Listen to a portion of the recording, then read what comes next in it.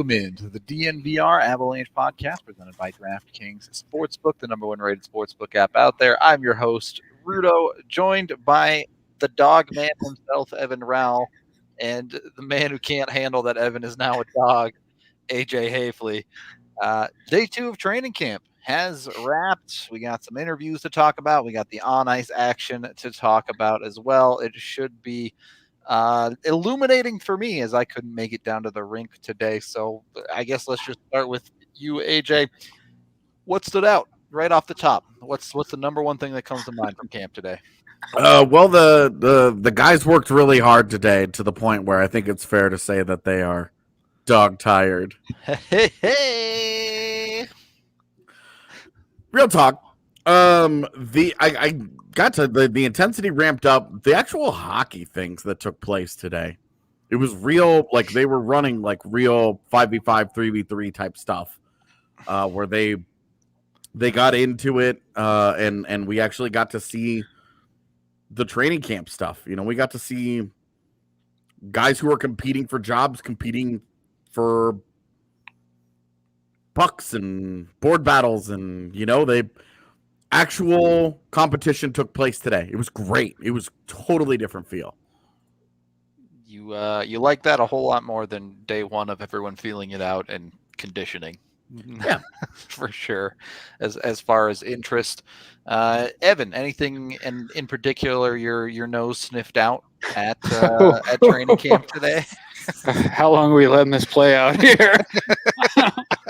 I will return. No, it was. I mentioned during it, but Group 2, which was Group 1 yesterday, is just significantly more talented than the other group, and you could tell on the ice, pace of play was just much better. So, yeah, it was a good day. There's some guys that shined yesterday that maybe didn't shine as well today, but that's just how camp goes. Let's start with the first group since there's less to say about it. The talent disparity is significant. And Group 1 today was Group 2 yesterday, correct? Yeah. So that's what is essentially the second line and fourth line. Do we have the graphic from yesterday just sitting around by any chance? It should still be in here, right? Yeah, totally. Yeah, so this was Group 1 for today. Yep. So to give you an idea, to give those who are watching an idea, the quality of just when you're talking about NHL caliber players, it drops off real quick. Yeah, I mean the second D pairing is Dennis Gilbert and Jacob McDonald. Yep. And I think that's a good place to start because I actually really liked Dennis Gilbert today. You said you liked him yesterday too. Yeah. You building a little something here? I thought the problem is that none of the guys that you would say are probably ahead of him, I don't think any of them have had bad days. Sure. So it would be, I would say it's tough for him to move up a ladder when everyone else is playing well too. Everybody else climbing at the same pace he is, So it's tough for him to get a step ahead. But this is not just about making the team out of camp. It's setting it up, a called up hierarchy. And obviously you got to play well with the Eagles and stuff. But any early season injury, the Avs will think back on camp and say, well, who did we really like? And obviously preseason games, et cetera, et cetera, et cetera. But today I really liked what Gilbert was doing. He looks a lot more mobile to me right now than he has in previous years. The size continues to stand out. It's just noticeable. And not so much in that he's 6'3", but in that he's thick. He's a train of a human that if somebody tries to run into him, it's going to be regret. I would agree on the Gilbert stuff. He looked really good again today. And the thing that he was doing, that he was moving the puck well, which is probably not his forte. They've given him, obviously, Sakura took his number from last year, so he's got a weird number, but he looks good. And I like McDonald again. You just are reminded that, especially now, they've got like Murray, McDermott as these depth guys, and you have McDonald who can move. Like I think he would provide a nice change of pace from those guys, but he still YOLOs a good bit. There was one point where the odd man rush today where he just like attacked, and it actually worked. But that's most players don't expect the YOLO, and that's what happened last year. It works because everyone's like, what the hell's this guy doing? Not expecting this. So, on Gilbert, that sounds pretty ideal, right? At this point, we've well established that the Avs' identity is mobility and puck movement. So if he can start to show those two things, it becomes a lot easier for him to fit into the Avs system. And to continue being who he is as well, because he is a nasty defender. Yep. And a really physically inclined guy. And we haven't seen a lot of that at the camp so far today. This group, the first group on the ice today with EJ and Byram, they got a little nasty at times. But Gilbert is another guy that in game can absolutely bring a physical presence. So if he's gonna efficiently move pucks and do good work, I mean that makes him a much more intriguing option and not so like, this guy's a plug. Is it Curtis McDermott 2.0 without that kind of stuff? Yeah, for sure. And defense is a tough one, as you guys kind of alluded to, not just because of the bodies, but even with Devon Taves missing the start of the season, it feels like that top 7 is so readily set. It's hard to climb over any of those guys, right? So, yeah, we're all assuming JJ's getting a contract here. Yeah. He was in group 2 today, I guess. Yeah. So we'll get to that in a little bit. But EJ looked like a guy who was like, I am sick of scrimmaging. I need to hit somebody. Like he looked a little bored. He was like, I've barely played hockey in the last year. I want to actually like play hockey. And he was starting to get the cross checks out, the physical play along the boards, which these guys need to get into it. That's just how it goes. Yeah. Definitely. And I thought he and Byram have been paired up now for 2 whole days. And it's looking good. Byram had that little toe drag that he did that everybody got real excited for that didn't result in a shot on goal because it got taken away from him before then. But it was a nice little reminder that there's some skill there and that when the confidence gets running in him, that's a pairing that could make a whole lot of sense when the regular season shows up. Yeah, I think it's one that we had somewhat targeted as a potential option there. That's kind of it for the defensive side of Group 2. You very quickly end up into depth guys and nonsense there. AJ, who's Andreas Englund? I had to keep talking myself into it because I was like, who's this other really large man next to Keaton Middleton? Mm-hmm. And I just had to keep. What was it like? We were walking from one rink to the other, and I was just like, "Oh, it's Andreas Englund. Andreas Englund is that guy.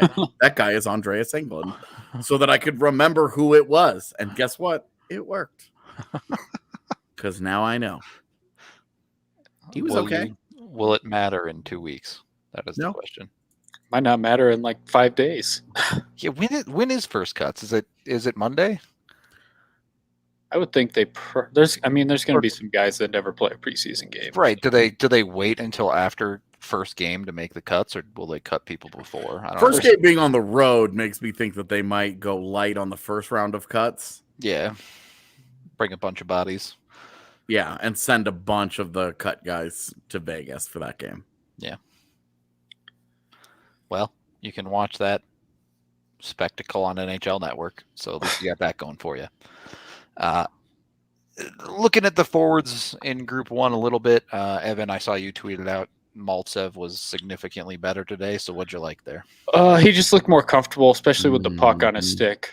I still saw some things in the defensive zone that were a little Kamenev-esque, which, he tried to dangle around guys in the corner that just isn't going to work. But offensively, he kind of showcased the skill that's there that maybe his 2 line mates aren't going to have. So, he just looked a whole lot better, just in general. It wasn't hard to improve on yesterday, but just overall looked good, and you can you see a little bit more today of why the Avs kind of targeted him. Okay. So, certainly more encouraging than day 1 where there was just not a whole lot going on.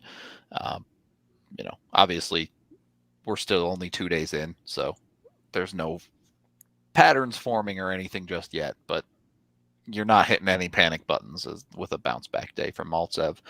The rest of the fourth line, Hellman, O'Connor, just keep doing their thing, I assume.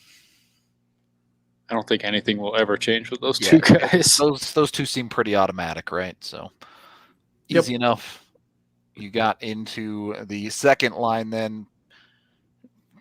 Has Newhook found hands yet? No. As AJ glances over at the camera. Are gargoyles dark and brooding? The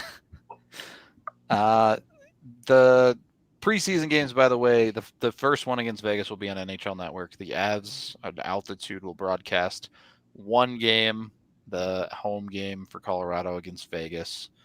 The other four, they legitimately might not exist. Like, there might not be broadcast full stop. There might be no workaround. We're legal breams. Yeah, we're assuming that like there might be some sketchy methods out there, but it's possible that they're not broadcast at all. Jumbotron. Jumbotron. Anyway. Yes, Jumbotron feeds could be the option. Kadri, Burakovsky, I guess they probably don't quite fall into the stars category for the Avs, but did they live up to the title today, or is that all Group 2? I'll be honest, I forgot a lot about Group 1 because Group 2 was just so much better. Okay. My one thing of Burakovsky was watching Byram just walk him, like, and that was pretty much the only time I saw him. But yeah, Group 2 was very, or I don't know what to call it. This group was not as exciting and the pace was just not nearly the same. The morning group did not live up to the other group. The goaltending was on a totally different level too. Like Frankie didn't have the world's greatest day. Frankie was leaky today. Okay. All right. Well, Francouz. I guess I don't know. Does this camp even mean anything to Francouz besides just getting back up to speed? Like, that's all it means. He needs the games. Yep. To the point where I would strongly consider giving him like 4 preseason games. A lot of them, yeah. So. Yeah, he said he only has felt 100% for like a month. So it's going to take some. Yeah, I could see him playing 2, 3 maybe. Yeah. Guys, when was the last time you felt 100%? When I was like 16. Last Saturday, you didn't feel 100%? No, definitely didn't feel 100% last Saturday. I think anything but 100% last Saturday. I see. In any case, I guess this is as good a place as any. If you want to feel 100% more rich, you can hit up DraftKings Sportsbook right now. They got a great offer going on for Week 3 in the NFL. If you create a new account and use code DNVR, bet $1 on any Week 3 NFL game, they will give you $150 in free bets instantly. That means you don't have to wait for the bet to win or lose. It's just make the bet. Here's your $150. Go play with it on DraftKings Sportsbook. It's super easy. It's super fun. Once you have the $150, you can bet it on whatever you want. Literally go bet on football, hockey. I actually just made $60 20 minutes ago. I'm putting a bet down on Davos of the Swiss National Hockey League. So it's just that easy with DraftKings. You can. What are the odds that you get? What odds did you get? I got plus 160 for their game to end under 7.5 goals. Okay, so it was just you bet on Davos today. Yes, today. Okay. In the game they played today, I bet on Davos. I was just the way you worded it. I was thinking you had made like a season bet on Davos, and I was like, long way to go yet for any hockey season, I think. But we should include that in our prediction show. I'm putting mine on Lugano to win Swiss National League. Right. Yeah. Anyway, DraftKings Sportsbook, bet on whatever you want. Doesn't have to be hockey. It can be like literally anything. Like I said, darts, snooker, rugby, Gaelic football, Gaelic hurling, you name it. You can bet on it at DraftKings Sportsbook. Must be 21 or older. Colorado only. Other terms, restrictions, and conditions apply. Must be a new account to get the $150 in free bets. DraftKings is an official sports betting partner of the NFL. See other terms and conditions at DraftKings.com/Sportsbook. And of course, if you have a gambling problem, call 1-800-522-4700. Once you've won a ton of money from DraftKings, then go on over, spend a little bit of that money at the Colorado XOs down at Infinity Park in Glendale. They have an amazing place. It's super awesome. Technically, they're not the Colorado XOs anymore. Now they're going as the American Raptors. So a much better name than the XOs, if I do say so myself. Highly recommend.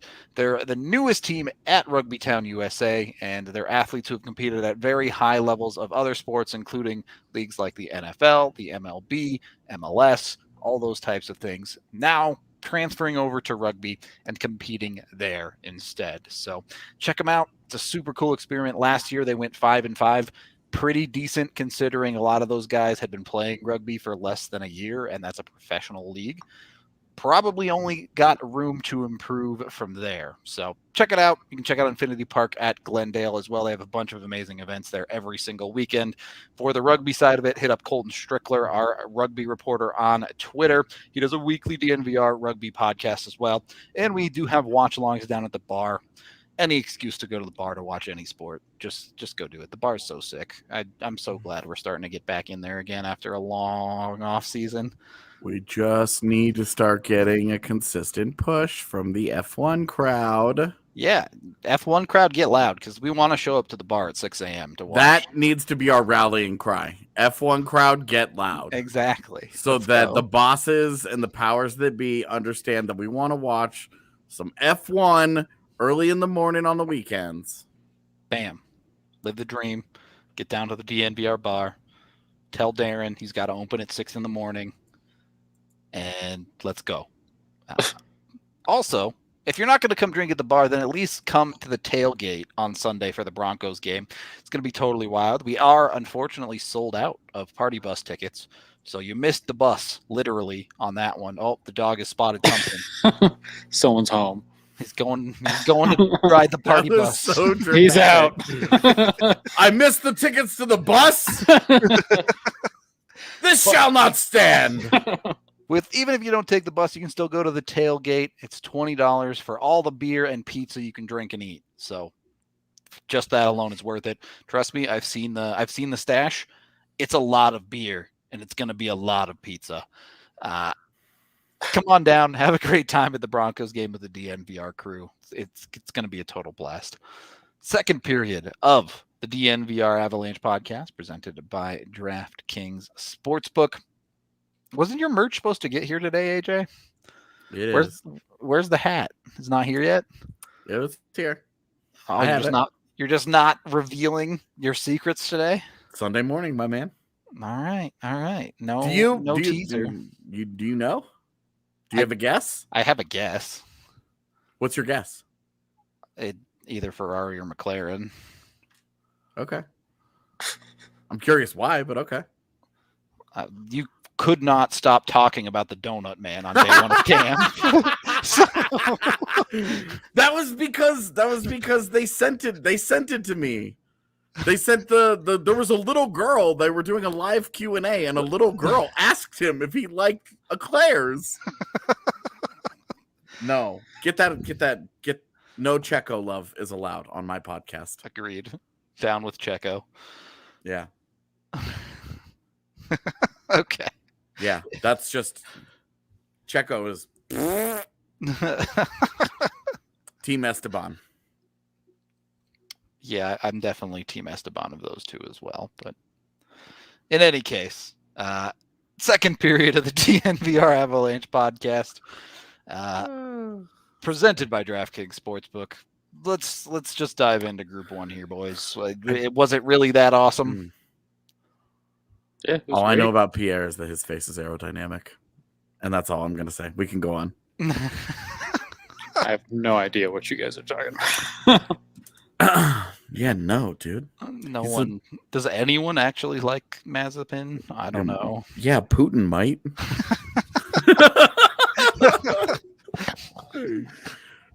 Anyway, this other group, just it's unfair. Do we have that graphic just so we can throw it up so people get an idea of what we're talking about? Group 1 graphic here.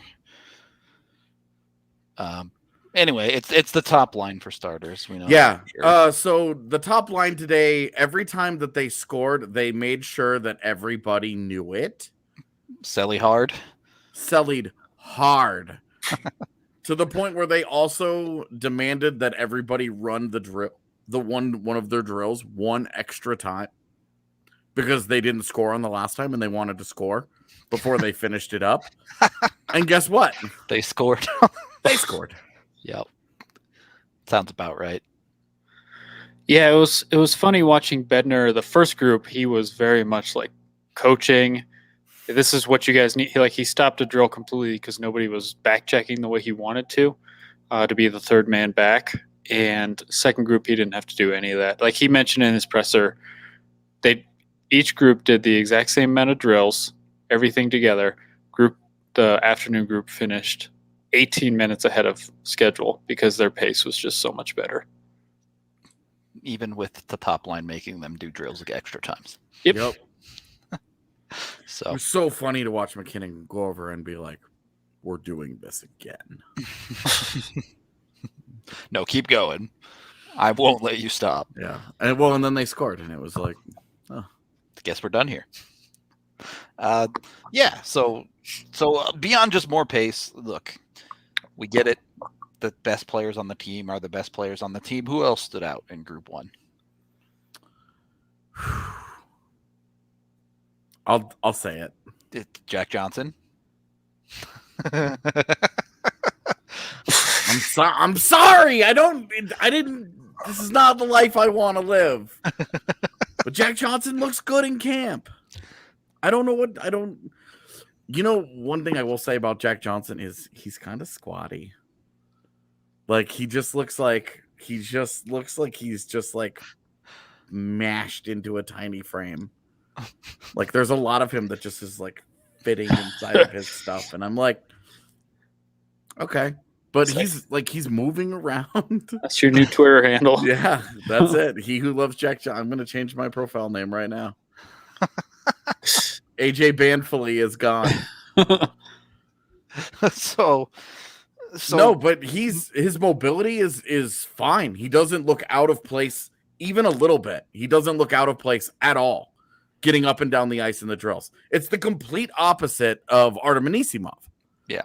Who looks like, I'm joking, like every time they start a drill, I'm like, the explosion, right? Like I'm like shouting nonsense. And I'm being like a sarcastic dick about it. But like Artem Anisimov looks washed physically. Like he just looks like he can't keep up. It looks like if that dude gets one little nick anywhere in his legs, he's just gonna topple over. Like that dude looks like he takes Bayer to get out of bed. It just looks so robotic and uncomfortable for him out there. And Jack Johnson doesn't. Jack Johnson looks smooth. He looks like this is the coach catnip, right? This is how he continues to get jobs and contracts and everything that happens for him in his career is because he shows up in a camp with no expectations. Oh, is he healthy? Let's just see how this goes. And he looks solid. Well, he just does. I would love for Evan to roll in here and be like, I don't know what you're looking at, man. But I don't think I'm missing anything. Jack Johnson looks fine. I noticed the physicality a little bit yesterday. I didn't watch him as much yesterday, but today he flubbed a couple passes. But yeah, he can move. And when you compare it to McDermott, that's a big difference. And I mean, all you really have to look at is who he's playing with. He's playing with Ryan Murray, and we know Ryan Murray's going to be on the NHL roster. So clearly they have some sort of plan here. And it's just a matter of, will Jack Johnson completely bomb? And I asked Eric Johnson, just his thoughts, because he has a history with Jack Johnson. And he basically just said, hey, I'm rooting for him because, like me, he went through a lot of injuries last year, and he's a good guy. He's a good teammate, and we're going to need all the depth we can handle because we know Taves is not going to be there to start the year. So is being broke a good motivator for Jack Johnson? I would say for most people it usually is. By the way, Chad, if you don't know Jack Johnson's story, go read it. It's a wild story. Get a bottle of wine. Yeah. Or something alcoholic nearby and read that story. And then make sure that you call your parents and thank them for not treating you like that. Not being complete pieces of shit. Yeah. And let's be real. Call your parents anyway. It's not that hard. Tell them that you love them. Someday they're going to die and you're going to miss them and it's going to suck. So call them. All right. Didn't know this podcast was going there, but here we are. And I don't know how to transition from that, but I did ask, because I was wondering, with Jared, I asked him, do you watch tape? Do they go to you before these trades and ask you, hey, watch these guys? And he said, with Maltsev, no.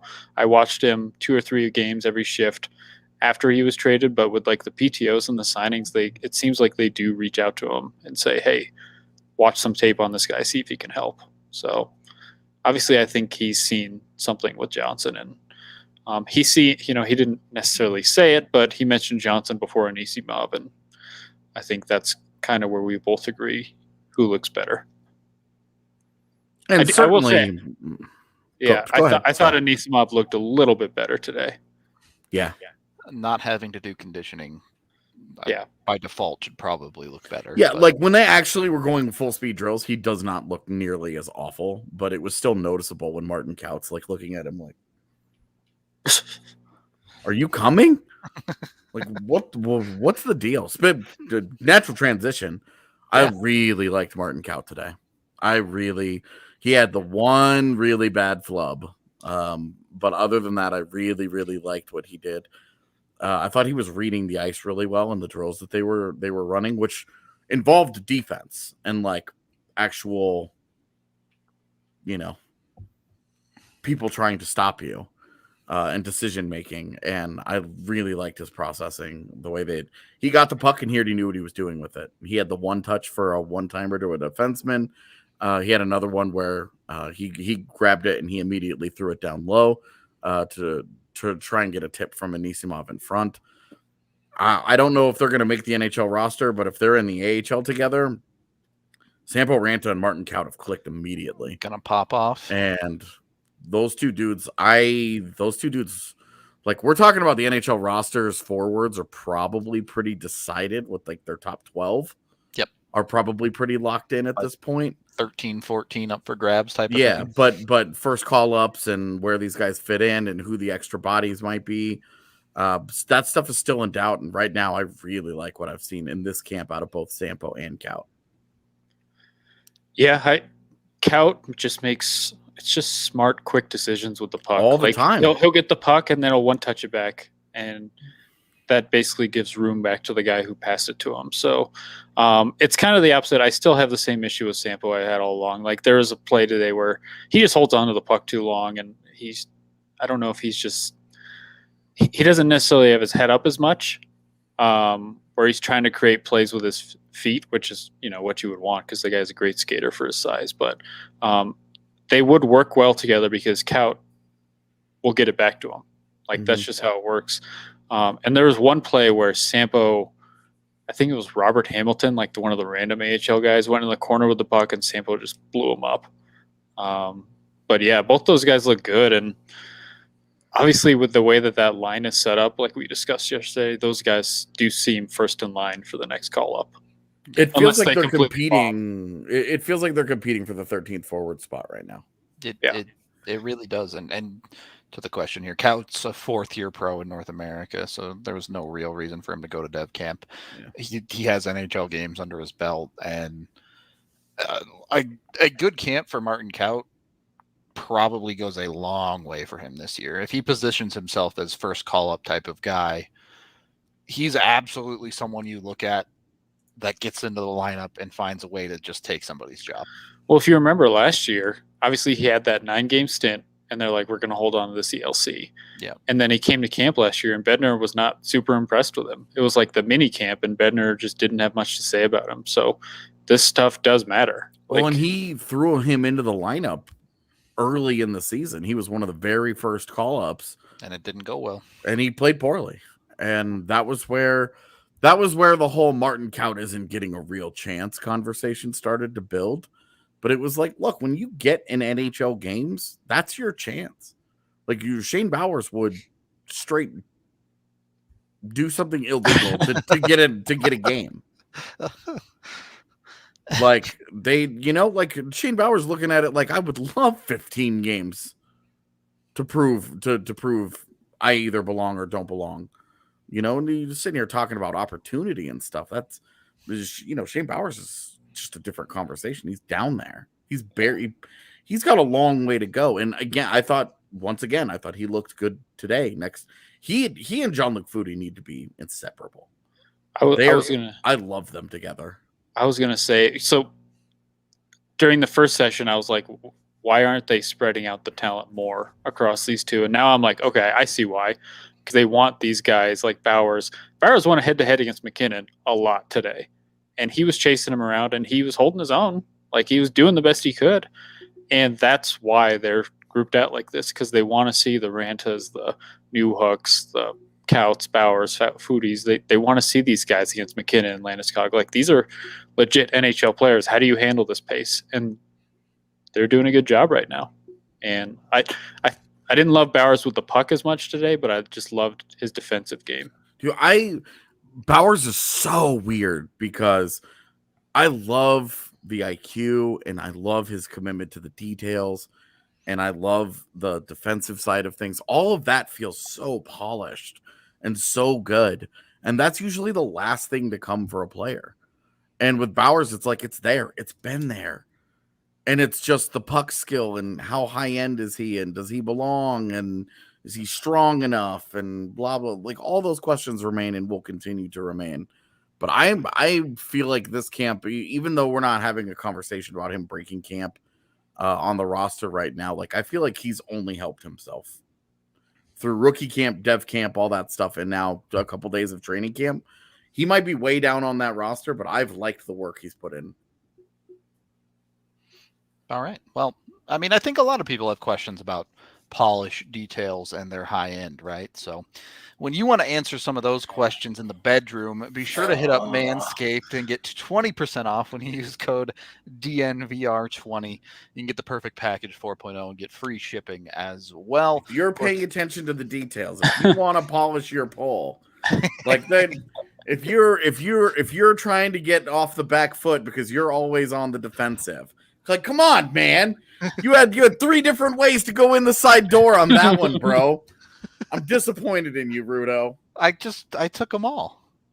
Yeah, you like dipped a toe into each of those pools. Yeah, because yesterday I did a belly flop into the pool, so we can't. You got to switch it up a little bit. You did a belly flop into a puddle yesterday.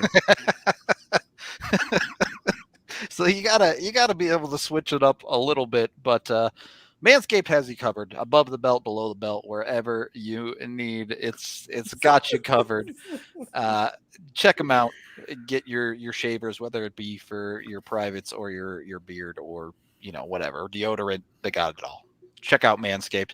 Once you're done getting yourself back properly in order, then hit up Mint Mobile, because everyone hates paying giant, awful bills to their mobile phone service. It sucks. I hate Verizon. I hate T-Mobile. I don't like dealing with them at all. So instead, go get Mint Mobile. They use the biggest 5G network in the country. If you're in the U.S., I know we have some non-U.S. people here, which good luck to you. I don't think Mint Mobile operates outside the U.S. Hate to bust you for it. But if you're in the U.S., Mint Mobile can get you great internet, phone, all that stuff for just $15 a month for your mobile device. Check them out today. Highly recommend. They're super easy to work with, and they offer a 7-day money-back guarantee. So they got you covered. If you try it, you don't like it, you can always cancel and go right on back to what you were using before. It's super easy. You can hit them up. The plan is shipped to your door for free. If you want to, you can transfer most phones that you already have over to their program. So check out Mint Mobile today. You can reach them at mintmobile.com/DNVR. Please use the /DNVR to let them know that we sent you over there. Last but not least, hit up Ball Arena and the Ball Corporation to get yourself a job. They're hiring for their Denver plant right now. You can text not Denver, Golden, excuse me. You can text Golden to 77222 or go to jobs.ball.com to get your application and apply today. You can hit up Ball. They're a great company. They pay a living wage. They have good benefits. And the best part is if you have holes in your resume, they will help you with classes to learn what you need to learn and fill that sucker out. So check them out today. Let's get into the third period of the DNVR Avalanche podcast here before we have some more giggling between AJ and Evan over here. I loved the comment that was like, that Manscaped stuff is cringe though. And it's like, that's the point. Yep. You've supposed to be, it's you know, it's not supposed to make you think. It's just, you know.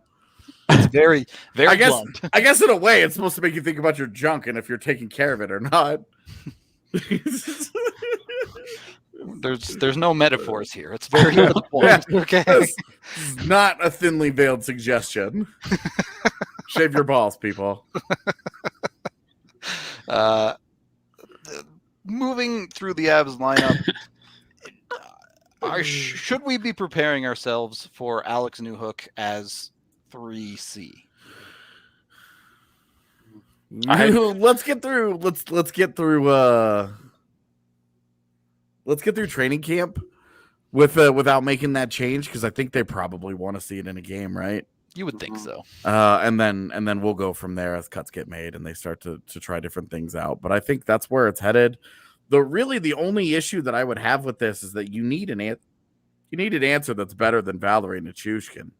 For your next to Kadri and Berkey, man. Yep. It's just such a bad fit, and it's such a predictably bad fit that you could see why the coaching staff is like, we'll try this. We just want to see it, and okay, like let's we'll give them 3 games, and then it's not going to go well, and they'll try something else.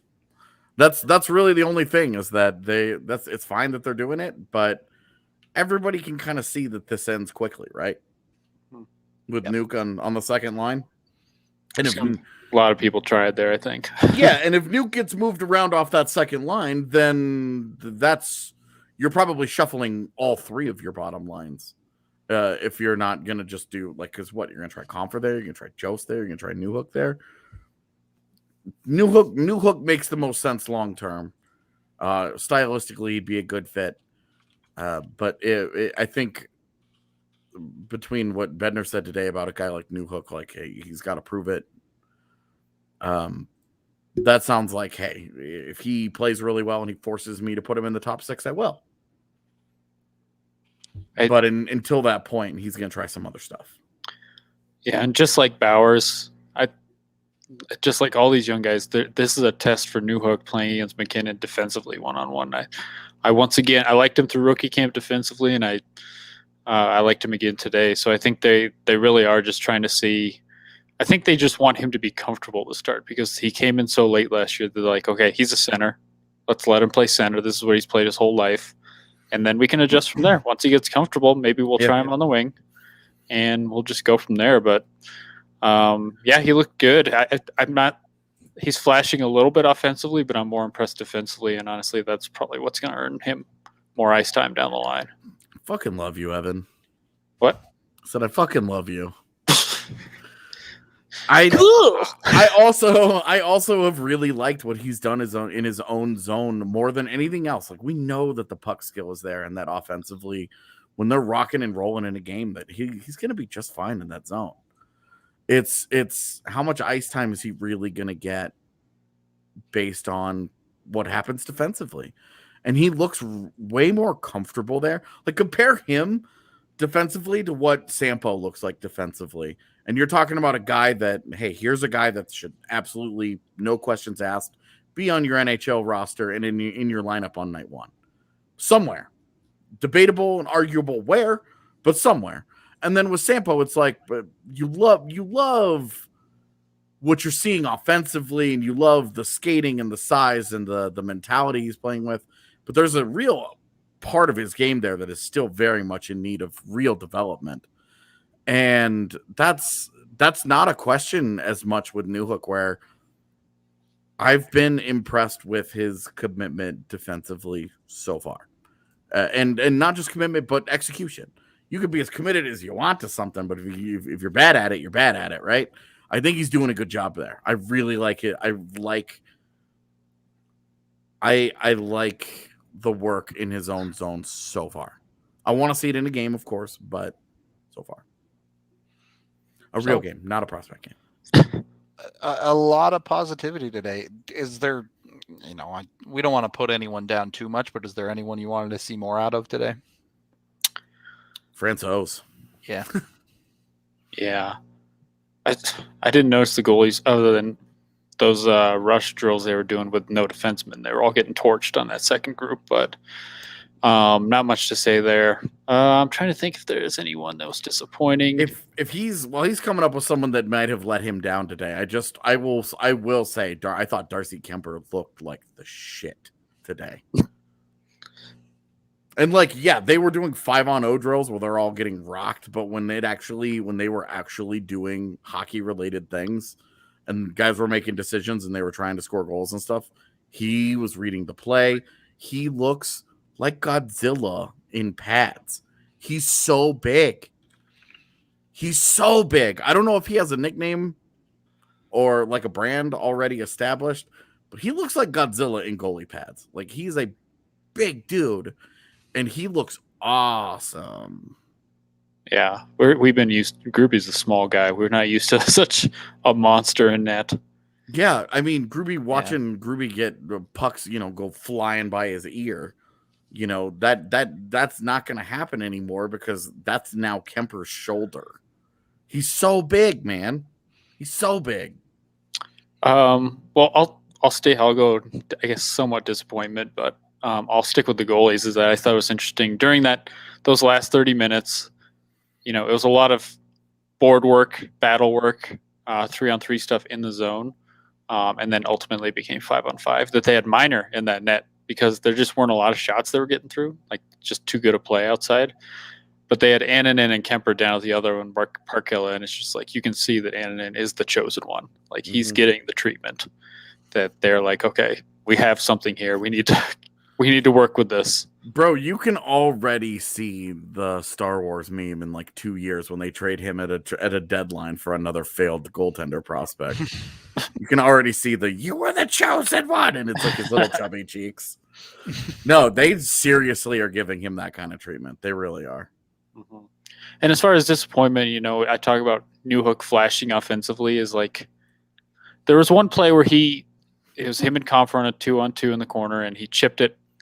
Comfort chipped it in down low, and then Newhook just one touch sauced it right to Comfort in front, and Comfort just wasn't ready for it. So my disappointment would be that those two line mates just are not going to be able to keep up with how he might work offensively. Because Newhook, there's another play on the 3-on-2 where Newhook drew the defenseman into him and passed it down low to Comfort, and Comfort just missed it. So that would be something to watch, but we're still early in camp, and this is maybe not what it's going to look like in a couple weeks with the line mates. And that might get to the point where it's like, okay, he's comfortable and clearly, he can fit in just thinking wise in the top 6.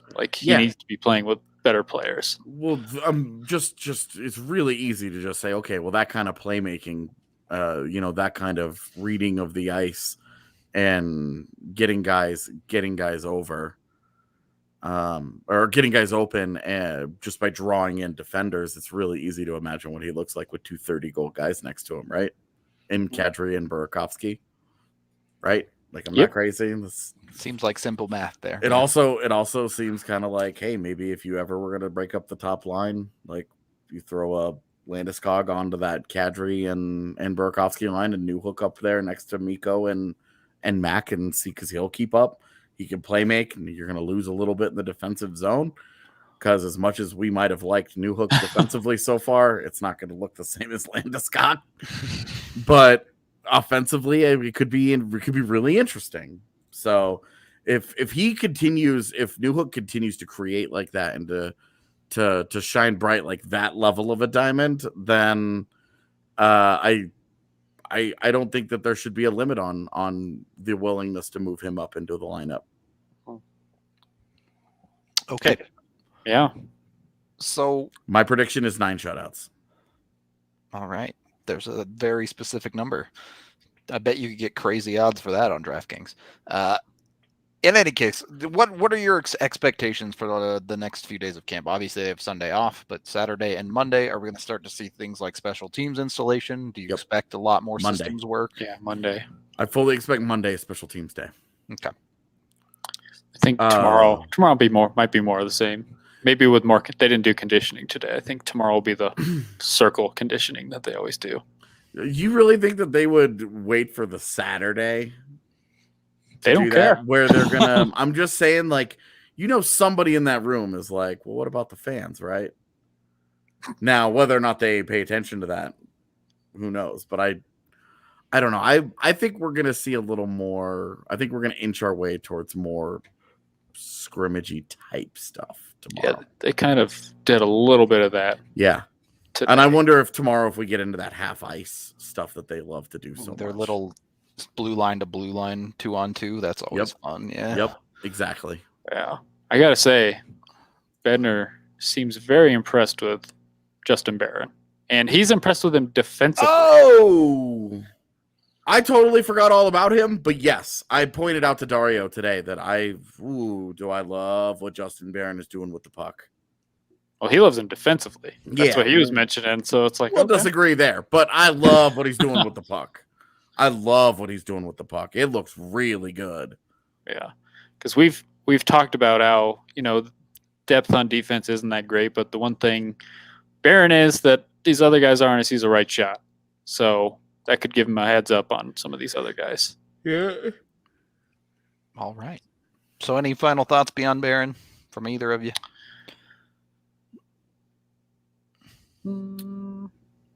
They were doing the Sean Allard, where Sean Allard was working with them at the end doing skill stuff, and they put McDermott on there. And it's like, oh boy, because Gerard went and then McDermott went. It's like, that's a difference.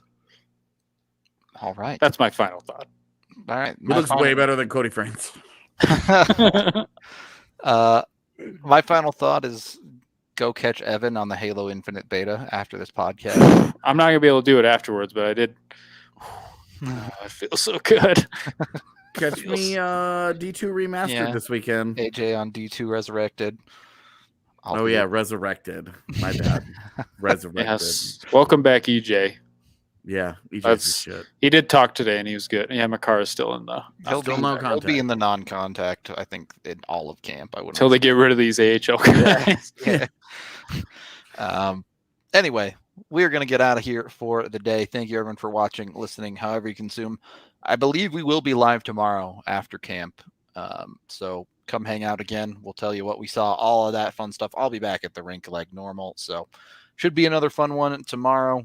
And everyone else, have a great rest of your weekend. And we will talk to you all later.